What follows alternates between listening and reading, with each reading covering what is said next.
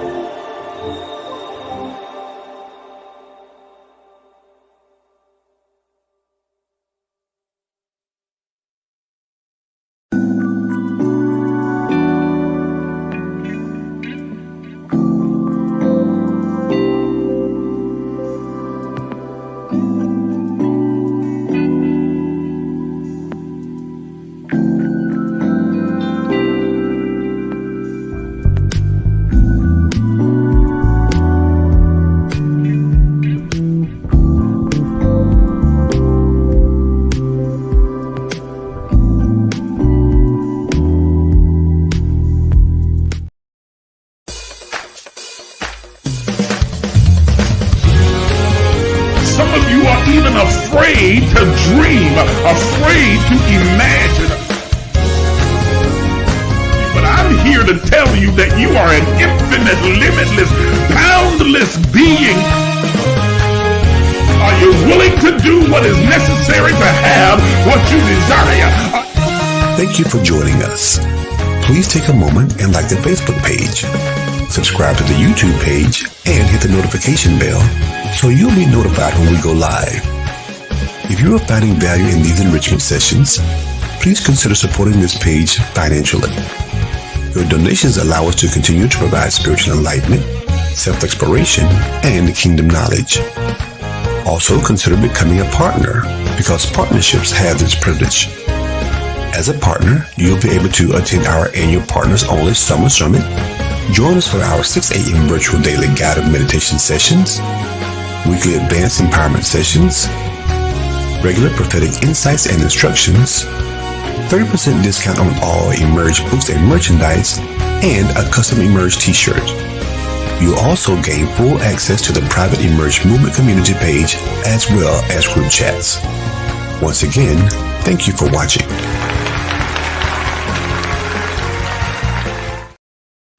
Good morning, everybody, and welcome to the Emerge Empowerment Session. I'm your host, Isaac J. Miles Sr., and I am overjoyed that you have chosen to join us this morning for this powerful, positive, impactful, and informative session. You're going to have a wonderful time, and you are going to be encouraged, uplifted, inspired, and empowered. You've just tuned in to one of the most powerful places on the planet, and you're in the right place at the right time. I'm glad that you're here. All of you who are watching us via Facebook, as well as those of you who are watching us on YouTube, and to all of those of you who are watching on TikTok as well, we welcome you to the Emerge Empowerment Session. Today, our conversation is going to center around this topic: developing healthy habits for a spiritually evolving lifestyle. Developing healthy habits for a spiritually evolving lifestyle.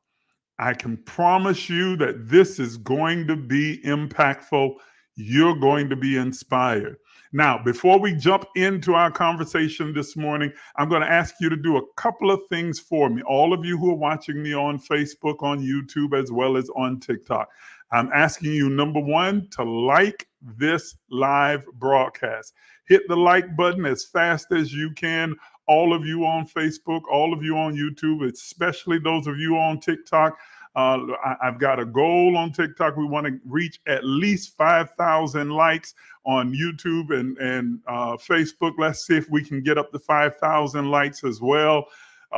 Hit the like button as many times as you possibly can. Number two, I need you to share this live with all of your friends, your family, your mom and them, your cousin them, and everybody that's part of your circle. Invite them to come and be a part of this live conversation. It's going to be powerful. If you know that they're in need of making some drastic, dramatic, positive change in their life, this is the empowerment session that they want to be a part of. So please go ahead and share this, share it on your page, share it out in your group chat, share it out to all of your friends. We'd love to have you come and be a part of this conscious conversation. Number three, and this is specifically for those of you who are watching via Facebook, I need you to begin to tag as many people as you can in the comments. When you tag them, it alerts them to this live that's taking place right now. They can come over and join our conversation. So for all of you that are watching me via Facebook on the various Facebook platforms, please tag right now. Like Toya's doing right now. She's always very good about doing this. Thank you so much, Toya. I need all of the rest of you that are watching now to tag as many people as you can. Please do that for me. I appreciate it because when you do so, you push this live out to more people and we're able to have a broader, larger, and bigger audience. Thank you so much for all of you that are watching and for all of you that have tuned in. It's going to be an absolutely wonderful and magnificent day. I know that you're going to enjoy it and that you're going to be empowered. All right, so we're talking about this morning developing healthy habits for a spiritually evolving lifestyle. Developing healthy habits for a spiritually evolving lifestyle. And if you don't mind, I'd like to use for a foundational basis of this conversation a particular biblical text that's found in Romans chapter 12. It's the very first verse. Okay. I want to just use the principle because we understand that the Bible is not a rule book. It is just a book of principles, practices, and patterns that we can use in order to help us curate and create and cultivate the lifestyle that we want to have. And so I want to raise one of those principles this morning and use it as a foundational basis for this conscious conversation. It's in Romans chapter 12, verse 1. It simply reads this: do not be conformed to this world. Chapter 12, not verse 1, verse 2. Well, let me do verse 1 as well. Okay. That says, no, I'll just stick with verse 2. Be not conformed to this world. Be not conformed or shaped or come into alignment and agreement with this world system, the common collective consciousness of a world that is misaligned or out of aligned with the divine, but be transformed. The word there is the Greek word metamorphi, from which we get the word metamorphosis, taken from one state of being to another by the renewing. That phrase there, the renewing, is a Greek word that is anakinosis, which means to have your conscious mind positively, spiritually impacted by the transforming, by the renewing, the anakinosis of your mind, so that you might be able to discern what is the will of God, what is good, acceptable, and perfect for you. Let me read it again without commentary. So do not be conformed to this world, but be transformed by the renewing of your mind, so that you might discern what is the will of God, that is, what is good, acceptable, and perfect for you. I want to use that particular principle and that particular text as a basis for this particular conversation that is centered around developing healthy habits for a spiritual, evolving lifestyle. It takes 90 days to form a new habit. It takes 180 days for that habit to become a lifestyle. Studies have shown that it takes 90 days to form any new habit in your life. This time frame can vary depending upon the complexity of the behavior and individual consistency, as well as motivation. Some habits, like drinking a glass of water every morning, may take a shorter period of time and may form a lot quicker than more complex behaviors like exercising regularly. Everybody knows about that one. We make that resolution. Oh, this year I'm going to exercise, 5 days a week or every other day. And then, a week or so later, you stopped. But you got to be able to stick with it for at least 90 days for it to become a habit, and 180 days consistently for it to become a lifestyle. Once a habit is firmly established, turning it into a lifestyle requires reinforcement and an integration into one's identity and your daily routine. This transition happens gradually as the behavior becomes automatic and woven into your personal values, beliefs, and your daily structure. For a habit to truly become a lifestyle, it needs to feel like a natural part of who you are, rather than something that you have consciously decided to work at. It starts as a discipline, that's a work, but then it has to become a delight that becomes the habit. And then it's distilled into your psyche, your soul, and becomes a part of your everyday life. It becomes second nature to you. Now you don't feel right or you feel misaligned if you don't do it.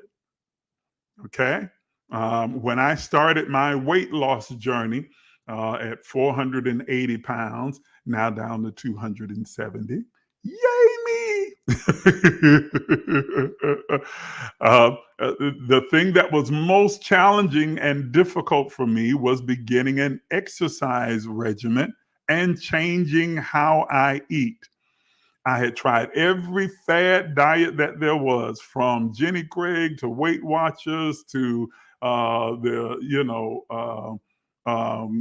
the other diet? It's called the Bahamian diet. And I tried just every diet that you could think of, and it didn't work for me.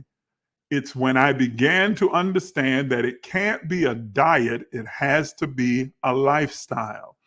It can't be an event. It has to become a habit that eventually becomes a lifestyle, that I began to see success. So when I first started working out, going out to walk, man, I could barely walk to the end of the driveway and back without gasping for air, my back being in pain, my leg hurting, and it just felt, terrible. But now, over consistent repetition in exercising and changing what I eat, not as a diet, but as a lifestyle, eliminating those things that were not healthy for me and including more of the things that were healthy for me, I developed a lifestyle that brought about success. And so thus went from 480 pounds to 270 pounds. And I'm not done yet. You hear me? I'm not done yet. I'm going to get down to about 195 pounds. That's my goal. I'm putting it out there publicly. This is the first time I've said it publicly, but I'm putting it out there because I am well on my way and I am confident that I will achieve it, because now I lead a healthy lifestyle. But it didn't happen overnight. It was a progressive a progressive change and growth and evolution in my life that brought me to the place that I am right now. Well, this principle is true for every facet of our being. It is true. This transition happens gradually as the behavior becomes automatic to us, woven into our personal values, our beliefs, our daily structure. For a habit to truly become a lifestyle, it needs to feel like a natural part of who you are. Okay? It needs to feel like something that you do naturally. And like I said, that you feel uncomfortable and misaligned when you don't do it. Now, if I don't exercise, I don't feel right in the morning. When I don't exercise, or when I start, I cheat and have something that I shouldn't, it doesn't sit well with my body. And psychologically, it kind of bothers me that I even did it. Okay? It doesn't sit right because it's not a part of my normal lifestyle. It's important that when you are moving from a discipline to a delight, a habit, to a lifestyle, that you understand the gradual progression and that you give yourself the grace that you provide everybody else during this period of transition and change in your life. It doesn't happen overnight. It's not hocus pocus. Doesn't matter what it is that you're trying to change. If you're trying to develop a more healthy spiritual lifestyle, it's not as simple as somebody praying a prayer over you or laying their hands on you and all the other kind of, spiritual calisthenics that are practiced within certain religions. It's not that simple. Somebody putting something around your shoulder, or pouring some oil on your head, or speaking some words prophetically over your life. You have to have a shift in your conscious mind. You have to renew anakenosis, have your thoughts spiritually impacted, positively impacted, raising your vibrational frequency that changes the way that you think, perceive, and your expectations. That brings about permanent transformation. So, beloved, today we are gathering together across all of these platforms to explore the deep connection between our daily habits and the spiritual evolution that God is summoning us to, and that we can feel pushing from within, emerging within our soul, pressing up against the blockages that seem to shudder and shut down our psyche and keep us from taking that next step to changing our lives. Please understand this before I even go any further with this particular conversation, that the changes in your life are your responsibility. It's not anybody else's responsibility to change your life to make it better or worse. As a matter of fact, no one else can. Oh, I know what we say. Oh, they just came into my life and made it worse. No one can make your life better or worse. You are the only one who has the power, the authority, and the capacity to choose to have a better life or worse life, or to maintain the status quo. You are ultimately in control of your life. Do you hear what I'm saying? Your thoughts, your words, your actions, they inform your decisions, and that is what determines your life. Your outer world of form and experience is a reflection of your inner world of thought and feeling. It's what's going on in you that determines what your world and your life experience is going to be like. How you perceive it, how you see it, your perspective is all informed in how you think. What it is that you hold as your dominant thought. What is your code of conduct? What is your mode of operation, modus operandi? What is it that is the substratum of your thinking, values, beliefs? Those are the things that determine your life. Hey, Carlos, I see you, man. Man, it's so good to see you. I'm glad that you decided to join me this morning. Okay, so let's keep going. So there are a few points that I want to make to you this morning. I think I have 5 of them here that I want to give you that will help you step by step to begin to form some healthy habits that will cause you to develop and grow and evolve spiritually. First step is this: recognizing your spiritual potential. Number 1, if you're taking notes, write this down. The very first step in developing these healthy habits is to recognize your spiritual potential. In the Bible, we are reminded again and again of the potential that is within us. As a matter of fact, in Genesis 1:27, it says that we are made in the likeness and the image of God. And I understand it's the Genesis narrative is an allegory, but the principle is powerful. That all of us, this is a spiritual principle, a spiritual truth, a universal truth, that all of mankind, all of humanity is made in the likeness and the image of God, of the divine, of the creator, of the all of everything. Okay? You entered this three-dimensional plane of consciousness, took on this human form, and you came here in the likeness and the image of the all of everything. This is powerful because what it means is that you and I are a divine reflection, and impression and expression of God in the earth. That you didn't have to do anything, you didn't have to jump through any hoops, you didn't have to become anything, quit anything, try to be anything.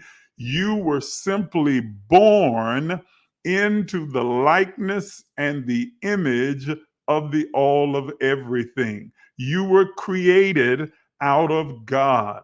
So everything that God is you. And everything that you are is a reflection of God. I didn't say every behavior. I didn't say every behavior. But your behavior does not define who you are. Who you are at your core is divine spirit. You are a divine spirit that has a soul that's living and residing in a three-dimensional form that we call a body. That is who you are. You are divinity in jeans and a t-shirt. You are divinity in a suit and tie. You are divinity in pumps and a dress. You are divinity in black and white and Asian and Indian. You are divinity expressed as human. And with that being the case, you have infinite potential. You have an infinite capacity for greatness.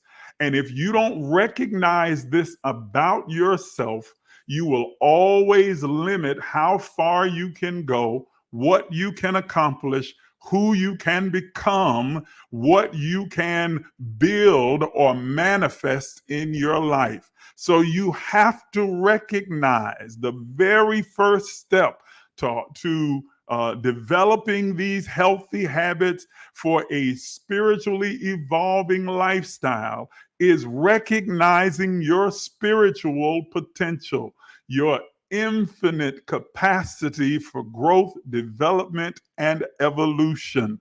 This means that we carry with us, each and every one of us, the divine spark of creativity. The essence of divinity lives in us, through us, and as us. The wisdom, knowledge, insight, intuitive nature of God, the all of everything, is resident in each and every one of us. Metaphysically, this image of God speaks to our higher self, that higher consciousness, that part of us that transcends ego and taps into the eternal spirit. Yes, too often we remain unaware of the potential that we have because we are held back by unhealthy patterns of thoughts, behaviors, and disempowering beliefs. You've had these disempowering thoughts entrenched and ingrained into your mind, usually by culture, environment, family and friend, and religion, that tells you that you are broken and miserable and sinful, and there's something wrong with you, something missing from you, something inept about you. I'm here to tell you none of that is true. None of it. Please hear me. There is absolutely nothing wrong with who you are. I didn't say there weren't some things that you might do that are wrong. Sure, we're not talking about behaviors or choices. We're talking about who you are at your core. And who you are at your core is good and righteous and pure and holy. It is divine because it is God expressed in human form. Are you hearing what I'm saying? So, healthy habits begin by recognizing that you are not limited to your current situation, to your current state of being. Your soul is ever evolving, changing, growing, and developing with every moment and every second of the day. You are here to grow into the fullness of who you are and who God has created you to be. Even Jesus himself reminds us in John chapter 14, I think, verse 12, he says this, very, verily, verily, I say unto you, whoever will believe in me and the works that I do, they shall do also, and greater works than these shall they do, because I go to the Father. He simply is saying, if you can believe what I've been telling you about who you are, the divine expression of God in the earth, a divine image and likeness of God, then you're able to tap into your infinite potential and recognize that I can not only do everything that Christ ever did when he walked this earth, but now I, in the Christ consciousness, have the same capacity to do exactly that and even more. I need you to understand and believe about yourself today that your situation, circumstances, surroundings, your environment, your culture, your religion, your mistakes and failures do not define who you are. Please hear what I'm saying. Nothing outside of you defines who you are. You are defined by the God that created you in its own likeness and image. You are defined by your divinity. You are good. You don't have to try to be good. You are good. You don't have to try to be righteous.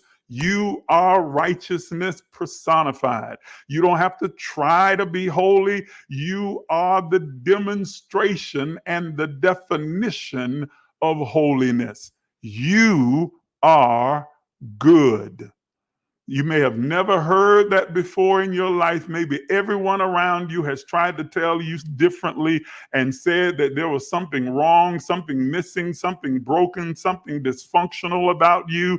I'm here to tell you that everyone lied to you. You are not broken. You are not dysfunctional. You are not missing in anything. You at your core, at your foundation, at your substratum, you at your essence are good. Okay? There's another text in the Bible, I think it's Romans chapter 6, where the writer is struggling with this particular fact. He's struggling between his divinity and his humanity. The writer says that when I would do good, evil is always present with me. He wasn't talking about some demon or devil or some external entity.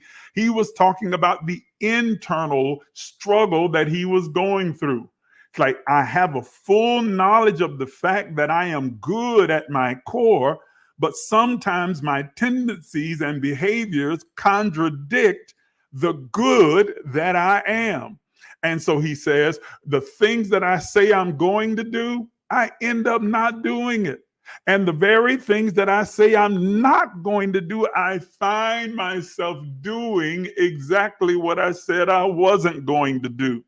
He illustrates in profound language the internal struggle of being entrenched and programmed with the idea that there's something wrong and broken inside of me, and then having to fight now with that thought, that idea, those beliefs about myself that contradict and run contrary to my divine nature. I'm here to tell you this morning that while you struggle with your humanity, some of your choices, decisions, and behaviors that don't align with who you truly are, it does not take away from your innate goodness, righteousness, holiness, your innate divinity. You simply have to shed those learned behaviors and return to your true nature. So, I want to give you, and I'm going to do this with every point that I make. I want to give you a metaphysical insight that you can remember. Write this down. I'm going to put it on the screen. Now, for those of you watching on TikTok, I'm not able to put it on screen over here. So you'll be able, I'm going to read it to you, and I'll read it slowly so you can write it down. This is your metaphysical insight for this particular point of recognizing your spiritual potential. Renewing your mind requires turning a thought, an idea, concept, or vision into an action that becomes a habit and eventually becomes a lifestyle, a new way of being. I'm going to read it one more time. For those on TikTok, let me read it one more time. Renewing your mind requires turning a thought, idea, concept, or vision into an action that becomes a habit and eventually becomes a lifestyle, a new way of being.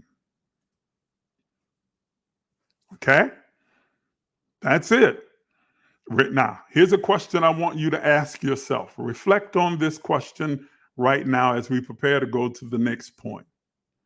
How are your current habits supporting or hindering your recognition of your divine potential? How are your current habits? Thank you for the gifts. Thank you all for the likes and your kindness. I appreciate it. How are your current habits? How are they supporting or hindering your recognition of your infinite potential that's inside you? Ponder over that for a moment. Answer that within yourself.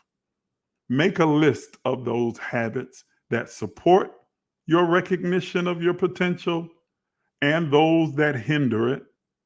And then let's work to do away with the ones that hinder it and magnify the ones that elevate and support it. Number 2, here's the second thing that's necessary to develop healthy habits that support your spiritual evolution and growth. It is the power of mind renewal. It is the power of mind renewal.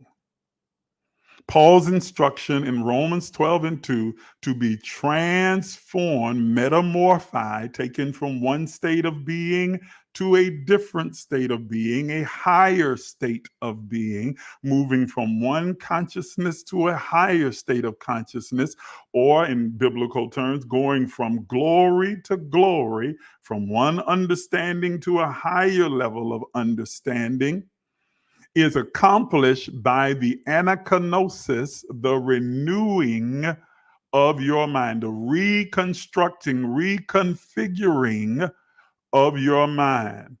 It is not just an abstract suggestion or command. It is a powerful metaphysical truth This truth postulates that the mind is a bridge between the spirit and matter, between the intangible and the tangible, between the invisible and the visible. Our thoughts shape our reality. I'm going to repeat that again because that's very powerful and important. Our thoughts, your thoughts, shape your reality. Both spiritually and physically, your thoughts shape your spiritual reality and your physical reality.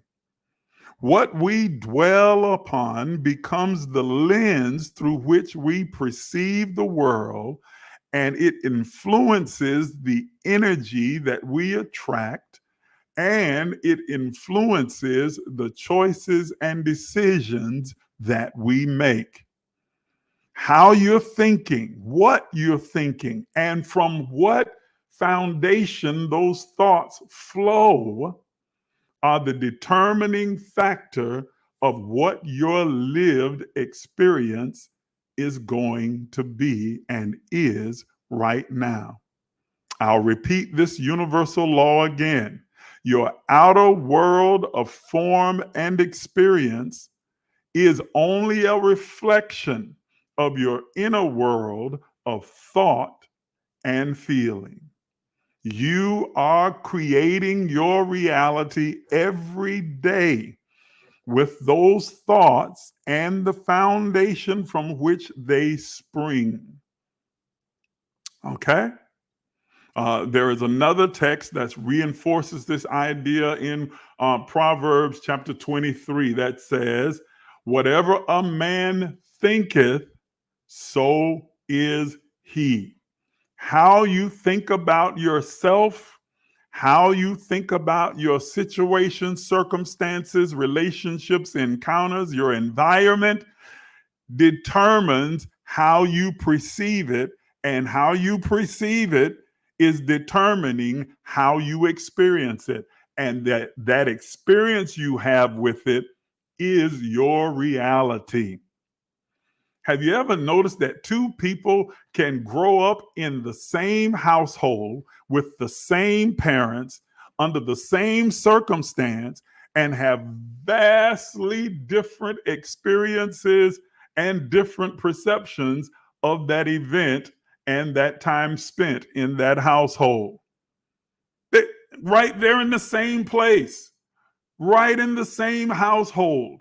But how they perceived those events, how their perception, their perspective on that household determines what their experience was like.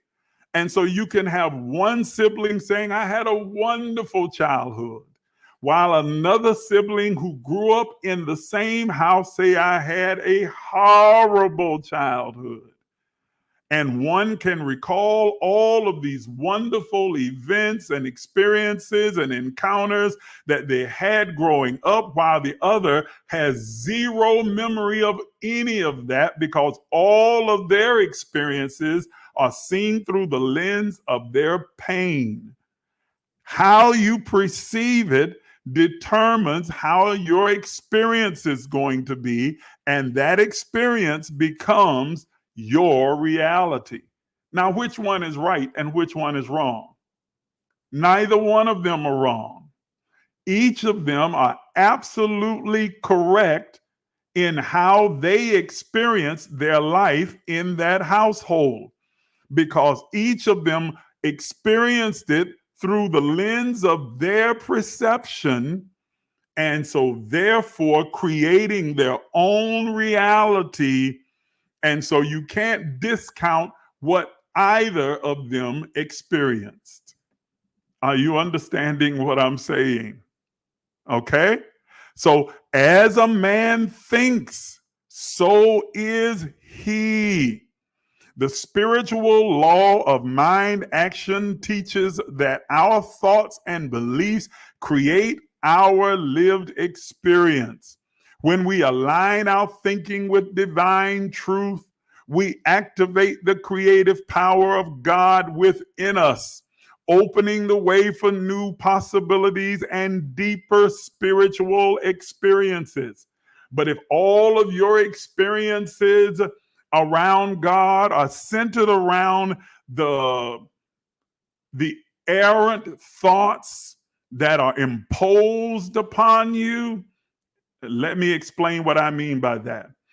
All of us view God through a lens, not that we necessarily chose for ourselves, but most of us who grew up were given a lens through which to view God.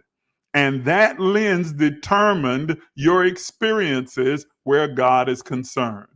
You were told that God was angry and consuming, that God hates sin, and that God is going to get you, and God's trying to catch you with your work undone, and God, only doesn't really like you. He only tolerates you because of the blood of his son, Jesus. And if Jesus hadn't shed his blood, then God wouldn't want to have nothing to do with you. And as a matter of fact, if you don't accept that blood, then he's going to cast you into hell and cut you off and torment you throughout all eternity, because he really didn't like you in the first place. It was only because of Jesus that he halfway accepted you and that he liked you.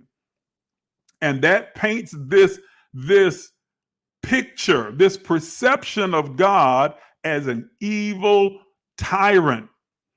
What's crazy is, after telling us all of this, in the same breath, they would say, but God loves you. God loves you, though. He loves you now. But if you don't do everything he tells you to do, and if you don't accept the blood of his son, and if you don't, follow all of the rules, then he's going to kill you, and he's going to send you to hell and torture you throughout all of eternity. But he loves you unconditionally. How contradictory is that? No wonder so many of us were confused growing up and grew up not in the fear that is reverence and respect of God, but in the fear, being afraid and terrified of God. Terrified, think about what I just said. Terrified of the very God in whose image and likeness we are made. We are the divine reflection of all that God is, and yet we are terrified of the person of the Spirit that we are the reflection of. And somehow we were convinced that God that created and made us in its own image and likeness doesn't like us and could only tolerate us if we were covered in the blood of Jesus. That's insane and contradictory. Okay? I'm here to inform you that they were half right. God absolutely loves all of us because God loves itself, and we are a reflection of God. And so God loves us unconditionally. There is absolutely nothing you could ever do or say or be that would change how God loves us. We are loved by God because we are the reflection and image of God. We are God personified and manifested in three-dimensional form. So, in order for us to begin to develop healthy habits that support our spiritual growth and evolution, we have to renew our way of thinking, change the lens through which we view the world and view ourselves, and view it through the lens of the divine, view it through the lens of love, view it through the lens that says all things are somehow working synergistically together for good, because we are the beloved of God, that everything is for us and nothing is against us, that all of our steps are ordered, synchronized with the divine plan that we co-created with God prior to our entering this three-dimensional plane of consciousness. And everything is designed to elevate, accelerate, and help us to create, cultivate, and curate the life that we most desire. So here's your metaphysical insight. And I'm reading for those of you on TikTok. Just as thoughts precede form, spiritual transformation begins with mental renewal. Each thought that aligns with divine truth is like a seed planted in fertile soil. With proper care, that seed will manifest in the form of peace, joy, and spiritual growth. I'm going to repeat it for those who are on TikTok and can't see the graphic on screen. Just as thoughts precede form, spiritual transformation begins with mental renewal. Each thought that aligns with divine truth is like a seed planted in fertile soil. With proper care, that seed will manifest in the form of peace, joy, and spiritual growth. So, here's another question I want you to reflect on. What thoughts or beliefs do you need to release in order to embrace your divine potential? What thoughts, ideas, concepts, beliefs do you need to release in order for you to fully embrace your divine potential? What beliefs and ideas are holding you back? What beliefs, ideas, and thoughts have no probative value to your growth and your development? And now you recognize, I need to erase and eradicate those thoughts from my mind. Number 3, in our journey toward developing habits that support our spiritual growth and evolution into a lifestyle. Spiritual practices and habits of alignment. Spiritual practices and habits of alignment. In both biblical and metaphysical traditions, daily spiritual practices are seen as a way to align ourselves with God.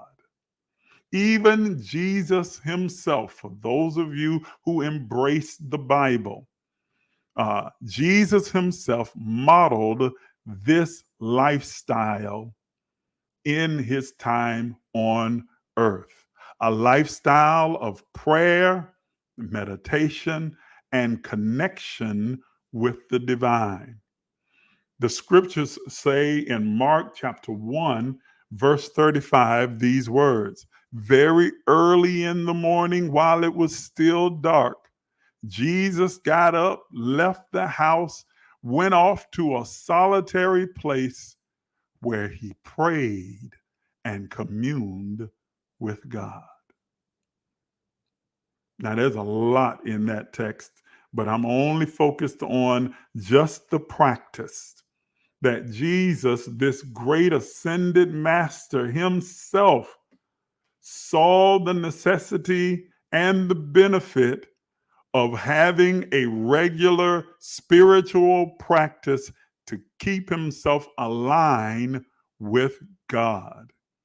Every morning, early in the morning, while it was still dark, it says, Jesus would get up, go to a solitary place, a quiet place, a sacred space, and in that place, he would commune with God through prayer and meditation every single day.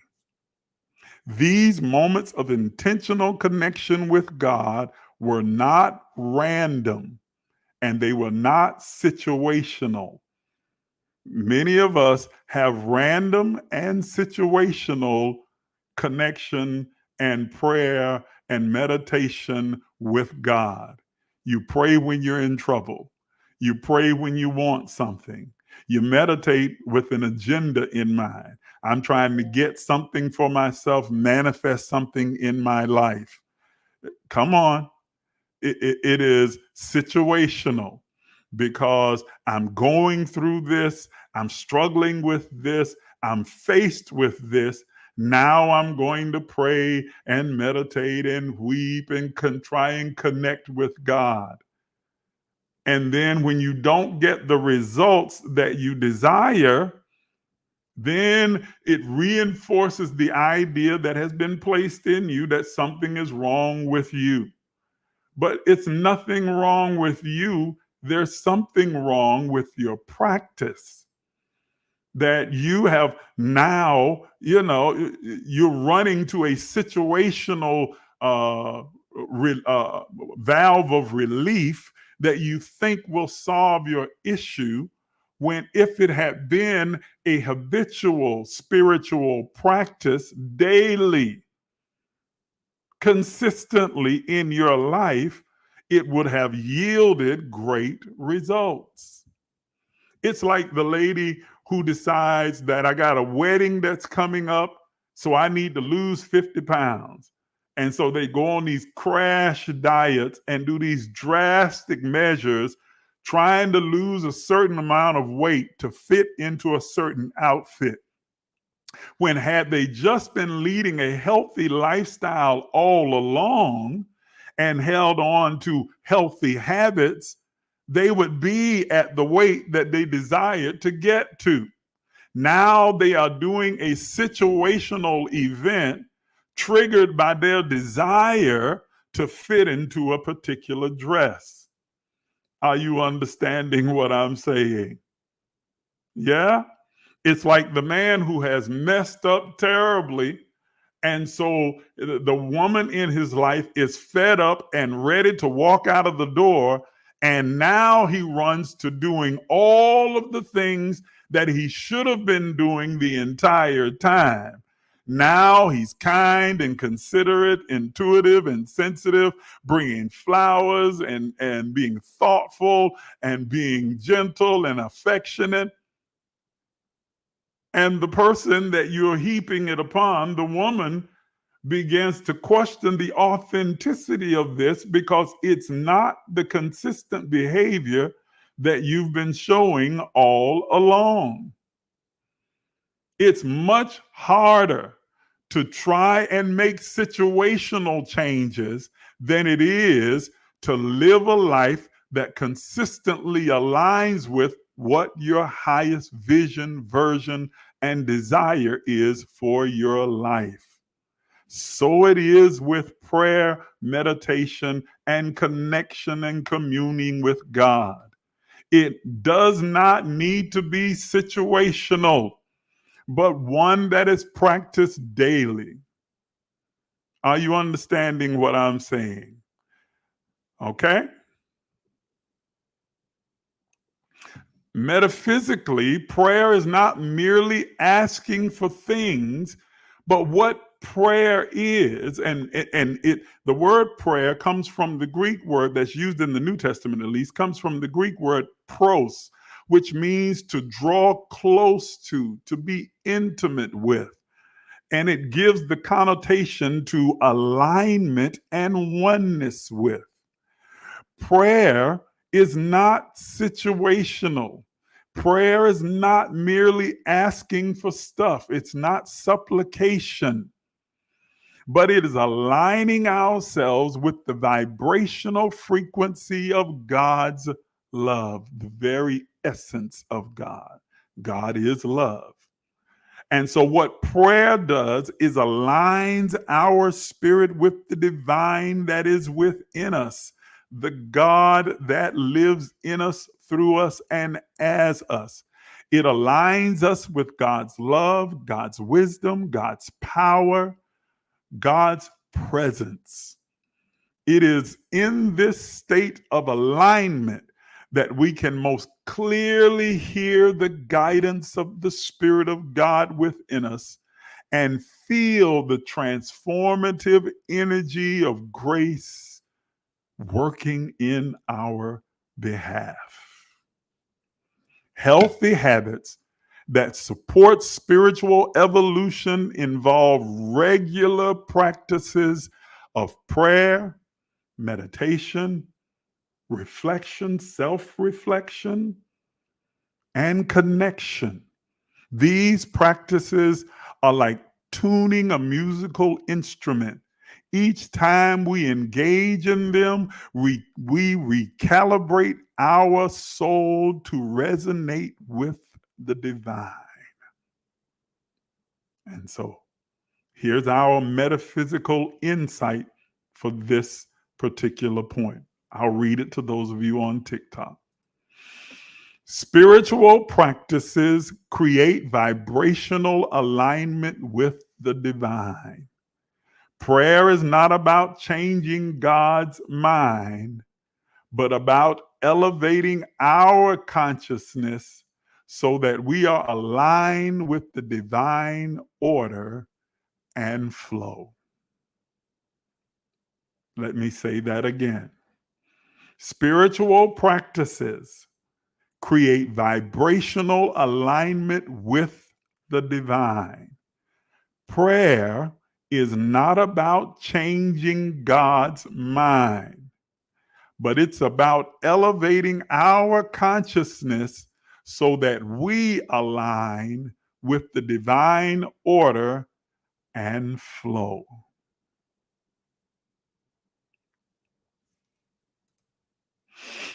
So, here's another question that I want you to reflect on centered around point 3. How can you incorporate a daily habit of spiritual alignment into your life? How can you incorporate a daily habit of spiritual alignment, like prayer, meditation, into your everyday life? I'm almost done. Number 4. Here's the 4th step in developing healthy habits that support your spiritual growth and evolution and lifestyle.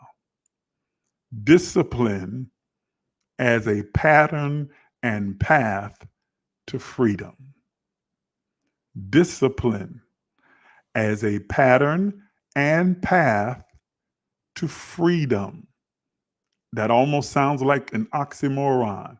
Discipline and freedom, they seem to be diametrically opposed to each other, but they're not.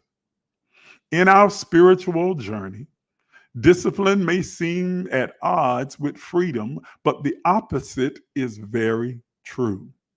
Discipline is not about rigidly adhering to rules. It's not about rigidity. It's about creating a structure that supports your spiritual growth and your freedom. Let me say that again. Discipline is not about rigidly adhering to a bunch of rules, do's and don'ts. It's not about rigidity. You got to, you must, and you cannot. But it is about creating a structure, a model, if you will, that supports our spiritual growth and our freedom.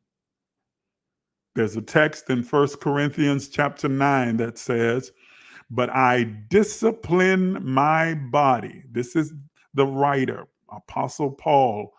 He's saying this. He says, I have disciplined my body to keep it under control, lest after all of my preaching and teaching, I should end up disqualified. I want you to pay close attention to that A part of the text. He says that I have formulated a structure to discipline my body, fasting, praying, meditating, creating habits, healthy habits and rituals. I follow them with the discipline so that I'm able to keep my own body, emotions, minds, thoughts, feelings under my control, that I'm not all over the place, that I'm not running hither and thither and from one pillar to post, but that I am consistently keeping the reins of control of my life in my own hands. He says, so I've developed a regiment, a discipline that helps me to live this life of liberty and freedom that I desire, so that I don't end up disqualifying myself because I'm making choices and decisions from a mindset that does not align with my highest virtue and highest vision of my own life. Metaphysically, discipline is about mastering your lower self, your ego, your desires, your distractions, learning how to master, and we all have ego. We all have some misplaced desires, and we all encounter distractions. Discipline is learning how to master those things. My mother used to say when I was a kid, you can't keep a bird from flying over your head, but you can keep him from making a nest in your hair. Woo, that's profound. I need you to hear that. I'm going to repeat it. Ollie said, that's my mother's name. She said, you can't keep a bird from flying over your head, but you can keep it from making a nest in your hair. In other words, you can't keep distractions and low vibrational thoughts and egoic things from flooding and coming into your mind, but you can keep them from staying there, setting up camp there, and becoming a stronghold from which you make choices and decisions. You can't keep those things from coming to your mind. You can't keep the distractions from coming into your life. You can't keep all of these things, these egoic responses from coming up and emerging, because we all have ego.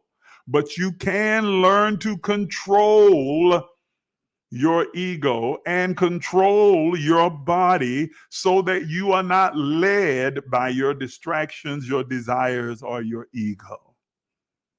Are you understanding what I'm saying?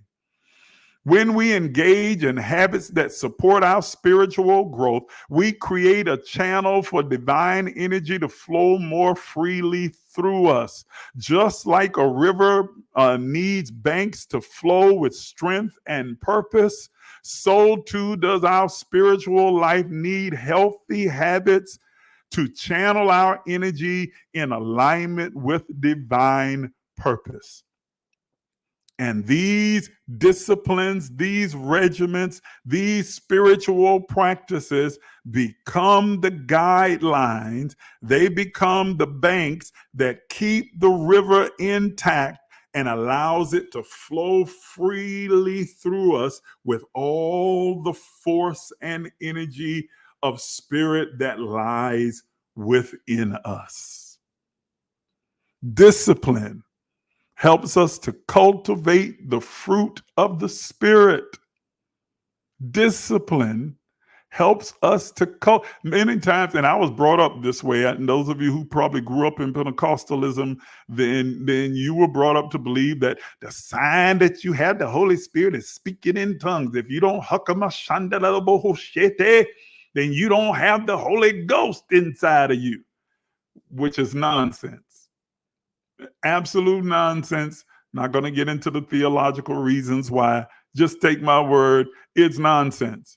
If you really want to know the evidence of someone's connection with God, you examine the fruit of the Spirit: love, joy, peace, happiness, long suffering or patience, kindness, generosity. These things reflect the true essence and nature of God. Not whether you hikama shandebo husata reke doshiandabosa, but are you able to walk, live, and abide in love, in joy, in patience, in kindness, in generosity?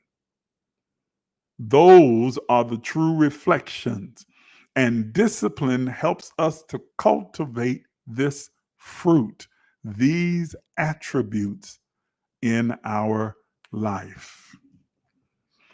So here's our metaphysical insight for point number 4. I'll read it to those of you on TikTok. True discipline is the cultivation of spiritual mastery, where we learn to live in harmony with divine universal law. It is through disciplined habits that we transcend the limitations of the ego and align with the freedom of the Spirit.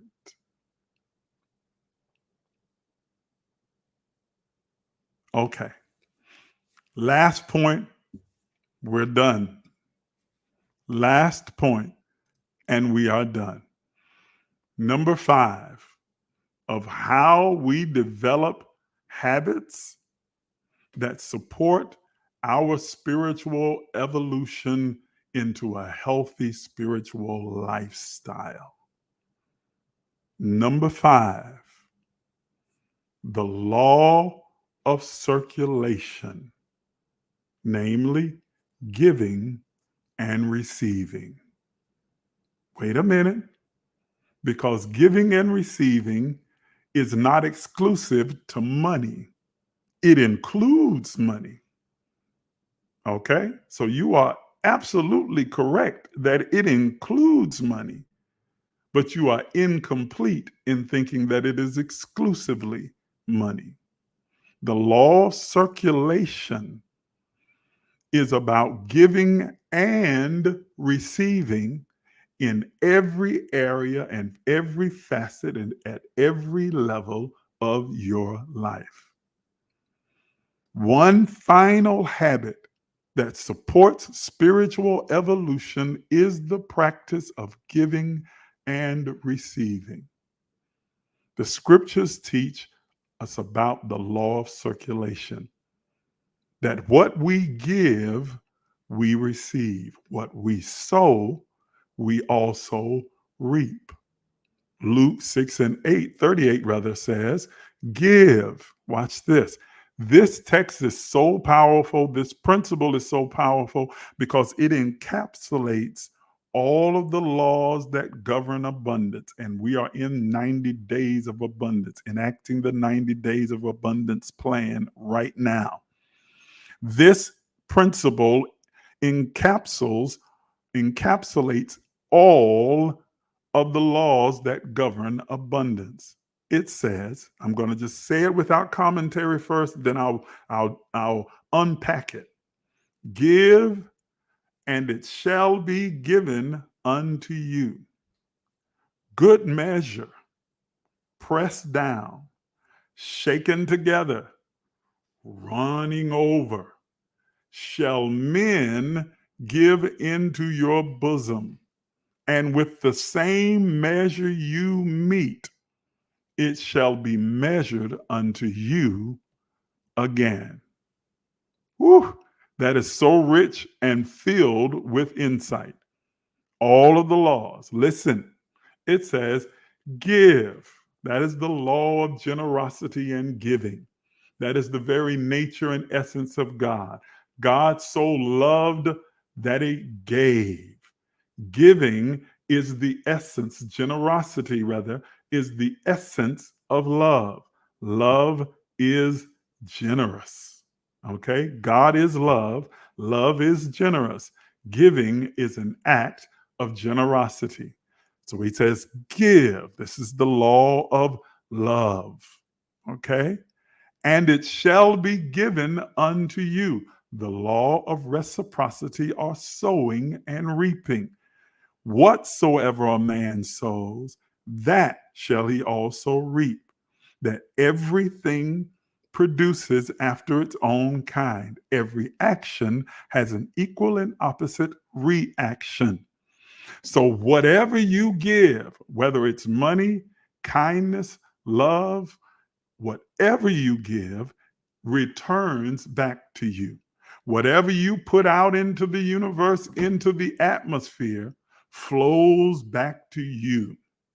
Give, law of giving, generosity, the law of love, and it shall be given unto you. The law of reciprocity or sowing and reaping. Watch this.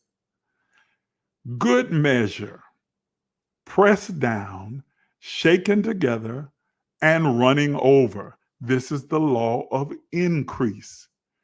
That the laws that govern abundance says that if you began the process of operating with the law of love, which is giving, and the law of reciprocity or sowing and reaping, which is, and it shall return unto you, you get back what you give out. It says the next law that comes into play that ties with itself with it is the law of increase. It's not going to just come back to you, but it's going to come back to you magnified. Good measure, pressed down, shaken together, and running over. This means you get back, you receive in larger proportion than what you gave. You give love to one, you receive it from 10. You give joy and happiness to one, you receive it from 50. Are you understanding what I'm saying? That your receiving is out of proportion with your giving because you receive an increased amount on what you gave. You give money and you get more money back than what you gave. Let's keep going. Give, law of love, and it shall be given unto you, law of reciprocity, sowing and reaping, good measure, pressed down, shaken together, and running over, the law of increase, shall men give into your bosom. The word men speaks plurality. So it's not just from one stream, but from multiple streams.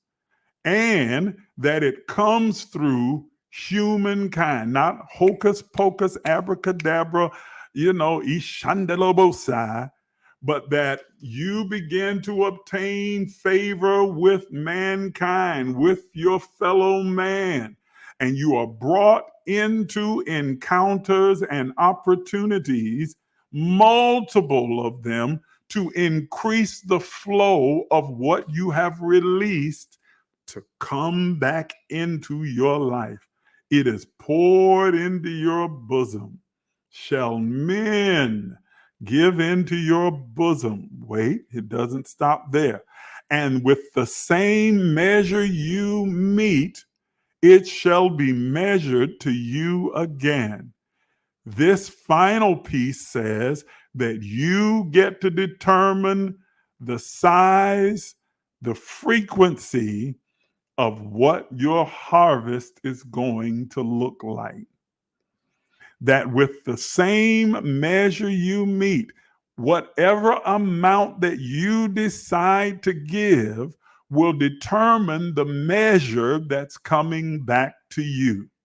You sow an apple seed, you get the increase of a tree that produces multiple apples. But you sow multiple apple seeds, and your increase is proportionate to the number of seeds that you've sown. Now you get multiple trees with a plethora of apples that are producing way more than what you planted. But frequency as well. If you plant multiple apple seeds and you do it consistently, as you harvest the apples, you plant even more seeds, and then you harvest, and then you plant even more. You create a cycle. Yes, a cycle, a circulation, a flow, a bumper crop of apples flowing into your life consistently.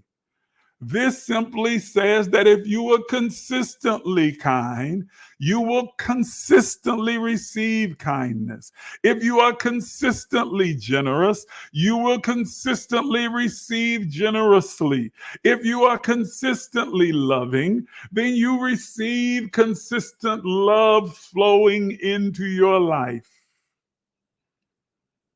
This one principle encapsulates all of the laws that govern abundance, the law of increase, the law of reciprocity, the law of sowing and reaping, the law of circulation, the law of compensation, the law of love, all encapsulated in this one principle: give, and it shall be given unto you. Good measure, pressed down, shaken together, and running over, shall men give into your bosom. And with the same measure you meet, it shall be measured unto you again and again and again and again.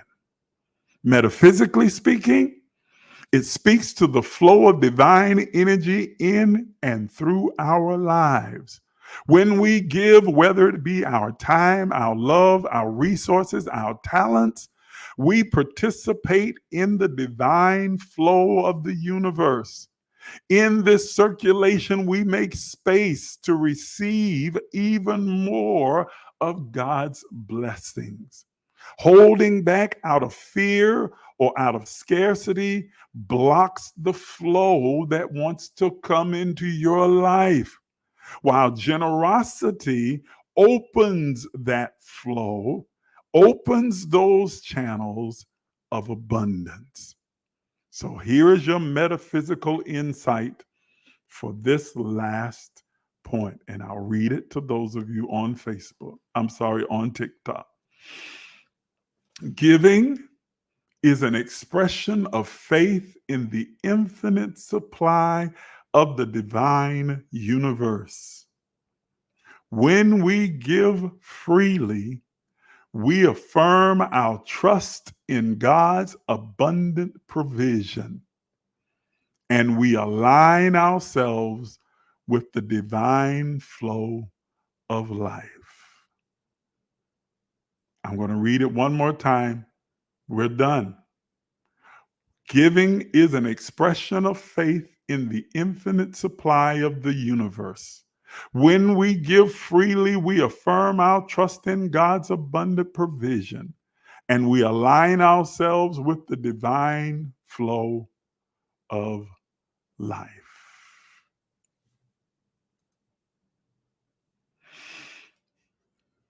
That's all 5. I'm done. We've been on for about an hour and 25 minutes. It's a little bit more than what I wanted to be on. But I thought it important to get all of these points out and speak about them in detail. Ooh, those of you on TikTok, we're at 9.9 thousand likes. We're just a few likes away from 10,000. Those of you who are still watching, start tapping the screen real quick. Let's see if we can hit that 10,000 mark real quick. Y'all help me get there real fast. It don't cost you nothing to like. Just hit the like button real fast with your finger. Tap that screen, double tap, double tap, double tap. Come on, y'all, help me out here. Let's reach 10,000 likes from this live. Those of you who are watching on Facebook and YouTube, you can join in the like party as well. Doesn't cost you a thing to hit the like button. Send me some hearts, hit me some likes. Hit it. Let's get these likes up to 10,000 likes this morning. I want to close with a word of prayer with you this morning. I'm going to ask each of you to join me consciously in prayer. Set your heart and your mind and intent to pray with me very briefly for just a few moments. You can close your eyes or you can keep your eyes open. It's okay. Bow your head or keep your head up. Doesn't matter to me either way. Just agree with me in prayer. Divine and creator and maker of all things, we thank you for the divine infinite potential you have placed in each and every one of us. Help us to develop the habits that align us with your being and lead us to greater spiritual growth. Empower us with a renewed mind. Empower us to take the actions to renew our own mind, to open our hearts, and to guide us in every step of our journey along the path to evolutionary growth. We ask all of this and believe that we receive. It is so, and so it is. Amen and Amen Ra. Thank you again so much for joining me. Thank you for participating in this live empowerment session. Thank you for your sharing it with your friends and family.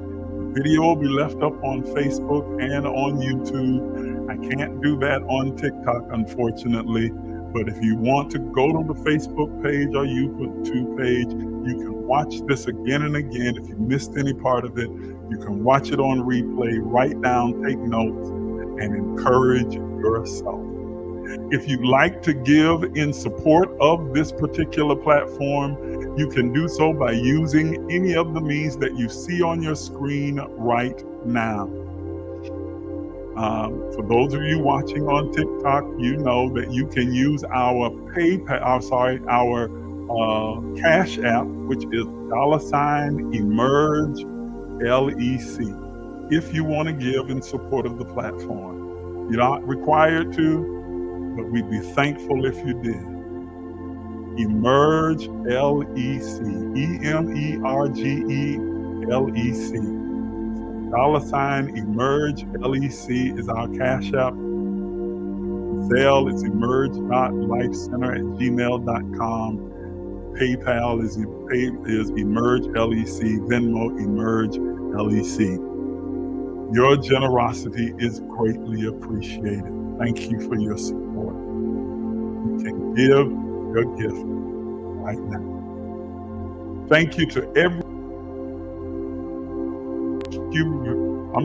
Thank you to every single one of you that tuned in. Thank you for your support and your participation this morning. I appreciate you, and we'll see you next week here on the Emerge Empowerment Session. Have a wonderful day, everybody. Some of you are even afraid to dream, afraid to imagine. But I'm here to tell you that you are an infinite, limitless, boundless being. Are you willing to do what is necessary to have what you desire? You've been listening to Apostle Isaac Miles, the disruptive innovator, a mentor, an author, a motivational speaker, an entrepreneur, and the founder and spiritual director at emergelec Life Enrichment Center. Please take a minute to subscribe, like, and share this page. If you'd like to become a partner, you can do so by emailing us at emerge.lifecenter@gmail.com. Again, that's emerge.lifecenter@gmail.com. Once again, thank you for watching.